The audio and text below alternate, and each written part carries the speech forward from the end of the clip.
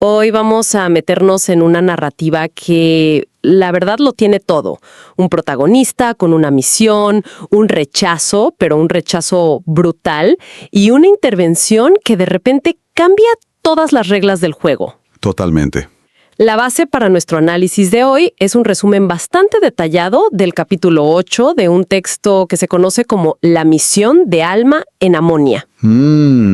Y la idea es explorar los eventos clave, pero no solo como una crónica, ¿sabes? Queremos entender la estrategia que hay detrás. Claro, el porqué de las cosas. Exacto.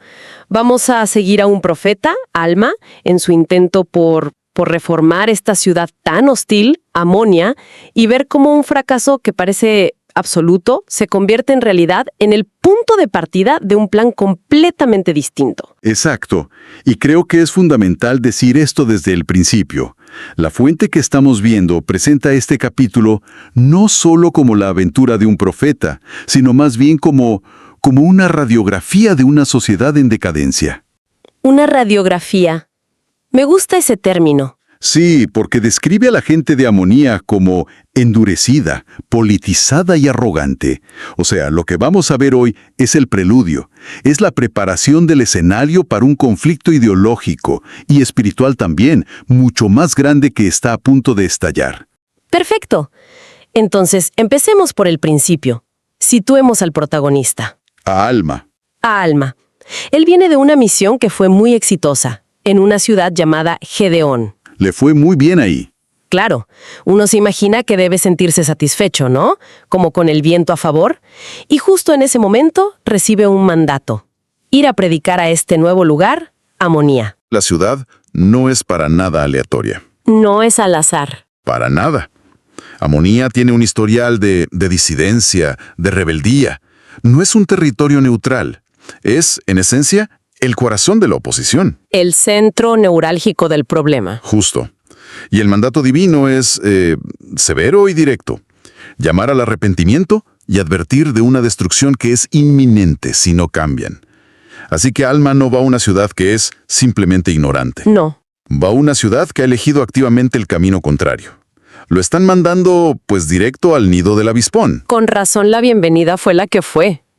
La narrativa describe una hostilidad inmediata. No es que lo ignoren y ya. No, para nada. Lo confrontan. Directamente. Lo insultan, lo acusan de ser una amenaza y bueno, lo echan a la fuerza. Lo expulsan físicamente. Sí, pero lo que me parece más sofisticado de su rechazo es cómo lo justifican. Eso es fascinante. Usan su propia estructura legal, su sistema de jueces, para invalidarlo. Es casi como si dijeran, mira, nuestras leyes, nuestro sistema nos prohíben escucharte. Es un rechazo institucionalizado. Has dado en el clavo. Totalmente. Es que la fuente lo describe como un rechazo deliberado, y no como simple apatía. Y esa distinción es crucial. ¿Por qué? Porque, a ver, la apatía se puede vencer con un mensaje más potente o más creativo, ¿no? Pero un rechazo que es deliberado y organizado es un muro. Es un muro. Claro. Esta gente se siente amenazada en su identidad. El mensaje de Alma no es solo una opinión diferente. Para ellos es un ataque existencial a su forma de vida, a su economía, a su estructura de poder. Y usar la ley para expulsarlo. Es una jugada maestra de autoprotección. Con eso, legitiman su cerrazón.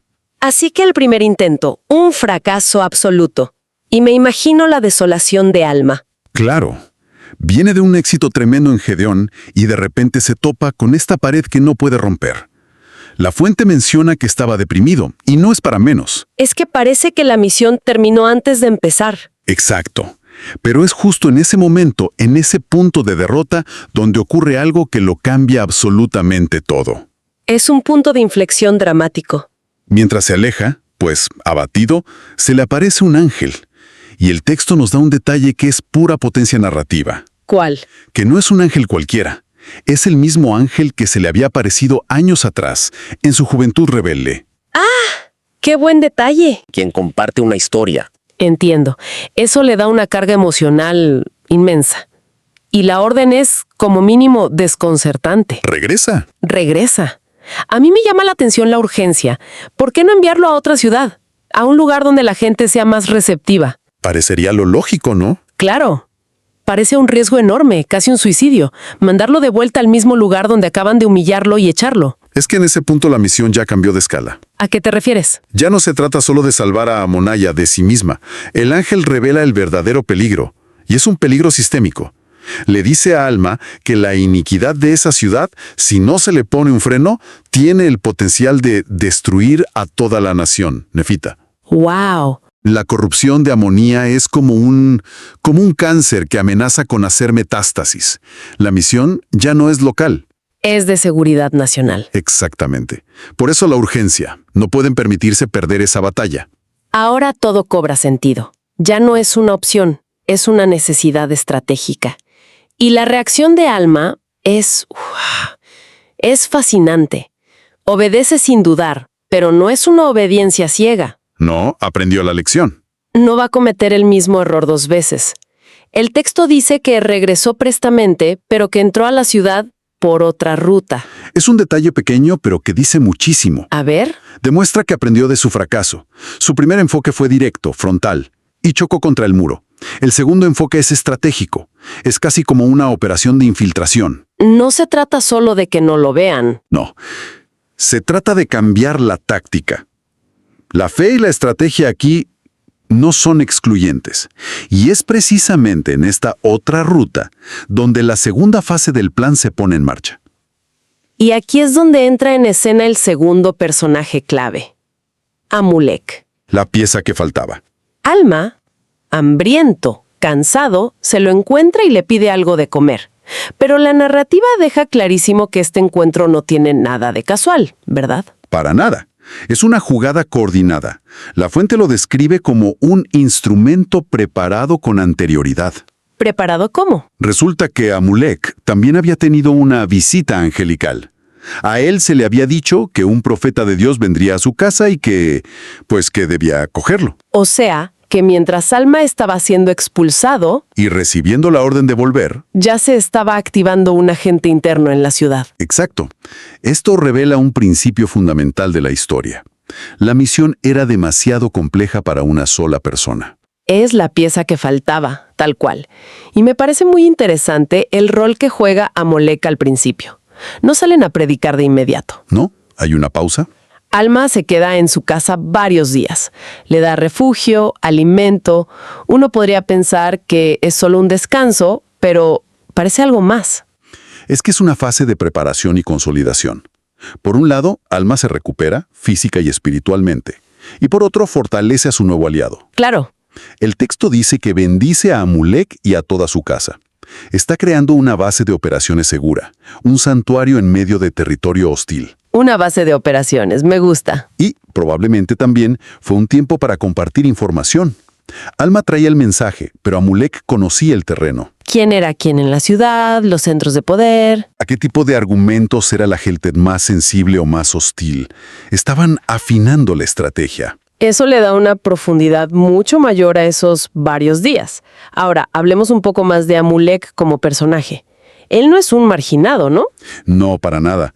Es un ciudadano prominente, con influencia, una buena posición económica. Entonces, unirse a un profeta expulsado y controversial es un riesgo enorme para él. Podía perderlo todo. Sin duda. Y eso es lo que convierte a Amulek en una figura aún más poderosa.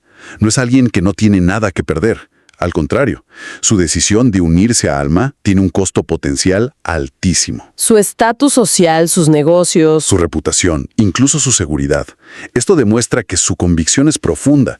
Fíjate, el primer intento fracasó con un forastero solo. Sí. El segundo intento, la nueva estrategia, se basa en una alianza entre un agente externo y un agente interno, con credibilidad y mucho que arriesgar. Y cuando finalmente salen a predicar juntos, el efecto es completamente distinto. Totalmente. ¿Cómo describiríamos esta nueva dinámica que crean? Esta dupla. La fuente nos lleva al concepto de autoridad combinada. Es una sinergia brillante. A ver, explícame eso. Por un lado, tienes a Alma. Él es la autoridad externa, la espiritual. Es un profeta, sí, pero no olvidemos su pasado. Fue el juez superior de toda la nación. Cierto, es una figura de un peso político y religioso monumental. Es la voz de la tradición y de la ley suprema. Y por el otro lado, tienes a Amulek. Que es la autoridad interna, la social. Es uno de ellos. Exacto. Es un vecino, un colega, un hombre de negocios conocido y respetado en Amonía. No pueden descartarlo como un fanático o un extranjero que no entiende sus costumbres. Claro.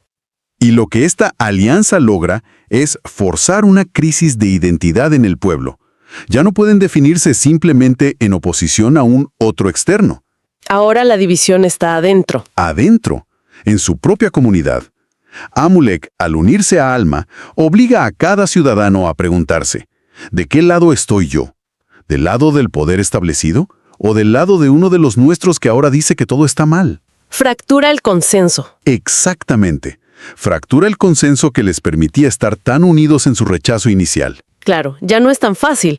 Rechazar a Alma era rechazar al forastero, pero rechazar a Amulek es rechazar a tu vecino. A tu igual. Psicológicamente es mucho más incómodo. Los obliga a escuchar, aunque sea a regañadientes. Ya no pueden simplemente gritar fuera y dar por cerrado el asunto. Precisamente.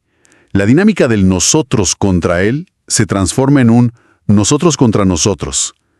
Este frente unido es lo que establece, como concluye la fuente, la verdadera antesala para el gran conflicto ideológico que va a explotar en los capítulos que siguen.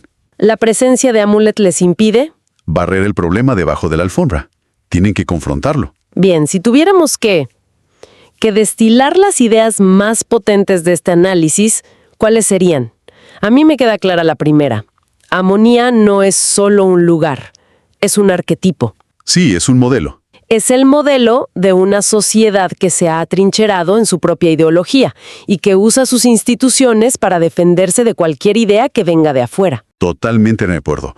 Una segunda idea clave es que la intervención divina aquí no es un acto mágico, sino estratégico. El regreso de Alma, impulsado por el ángel, no es un capricho.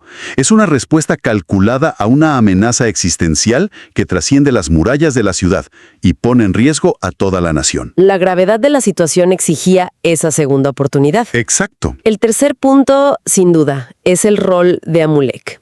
Su aparición nos enseña sobre la importancia de la colaboración, pero más profundamente sobre el poder de una alianza entre una perspectiva externa y una interna. A veces, para cambiar un sistema desde dentro, se necesita un catalizador de fuera, y viceversa. Y también está la idea de que las personas pueden ser preparadas para momentos clave sin siquiera saberlo. Y yo añadiría un último punto, que es el patrón de la escalada. La escalada. Sí, el rechazo a un mensaje inicial, más suave o individual, provoca una respuesta más directa, más potente y coordinada.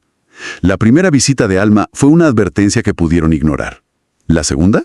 Con respaldo angelical y un compañero local influyente. Se vuelve una confrontación ineludible.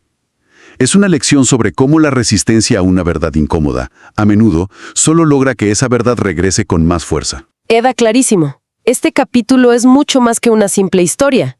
Es una clase magistral sobre estrategia, sobre psicología social y la dinámica del cambio en sistemas cerrados. Prepara el tablero de ajedrez. Sí, para la partida que está por jugarse. Y para terminar, me gustaría retomar ese pequeño detalle que mencionamos, que Alma entra a la ciudad por otra ruta. Sí. Más allá del sentido literal de evadir a sus enemigos, creo que ahí hay una reflexión muy poderosa. La historia nos plantea una pregunta estratégica, que es universal. ¿Cuál sería? Cuando un primer intento fracasa, ¿cómo distinguimos la perseverancia de la necedad? ¿En qué momento insistir se convierte en repetir el mismo error? Y, más importante, ¿cómo desarrollamos la sabiduría para saber cuando lo que se necesita no es más fuerza, sino otra ruta, un enfoque completamente nuevo para alcanzar el mismo objetivo? Una pregunta que va mucho más allá de este texto. Mucho más allá.